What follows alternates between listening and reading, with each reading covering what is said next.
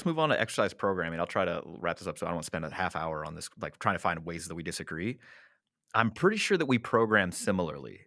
Like I obviously like I don't know that somebody could like look at one of your programs, right? And then look at one of my programs and be able to say, oh, that's for sure Austin. Oh, that's for sure Jordan. But if I had to guess, one of the differences, I would suggest that your programs more often than not have a lower RP, like average RPE, if that was a thing that we could like ascertain.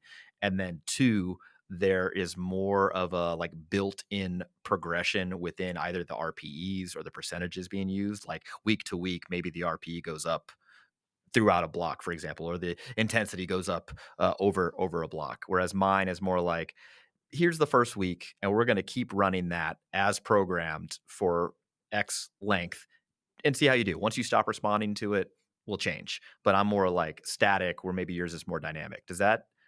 You think that's Close, true? almost. I do definitely agree that my stuff is more likely to involve lower average RPEs than yours. I'll say that's most true for the big movements, compound movements, and things like that.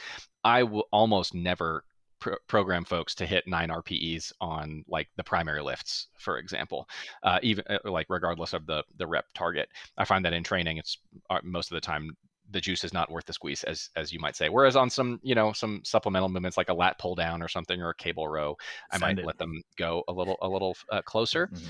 Um, I don't do ramping RPEs week to week, but what I do use is often like rep target cycling week to week. So the first week, like a wave loading type approach. So the RPE targets might be the same, but the first week might be triples, the next week doubles, the last week, work up to a single with some back offs and then repeat it, just so that there's some two reasons: some variation in loading week to week, and then also to like break the mental model of like I must beat this exact performance from the week before by giving like a completely different target and giving it a little bit more time for adaptation. So it's like, well, the last time I did, a top double, okay, well, now you've had an extra couple weeks in between there where maybe there, something might happen. But rather than like folks who are inclined to force performance increases week to week, it kind of breaks that up by making it just different. And sometimes I'll swap variations. So I might have like, instead of a 1 week, if you want to use like mesocycle type terms, I don't really use that terminology, but like I might program like 2 weeks at a time, and those 2 weeks might repeat, where the variations might change from 1 week to the next. And so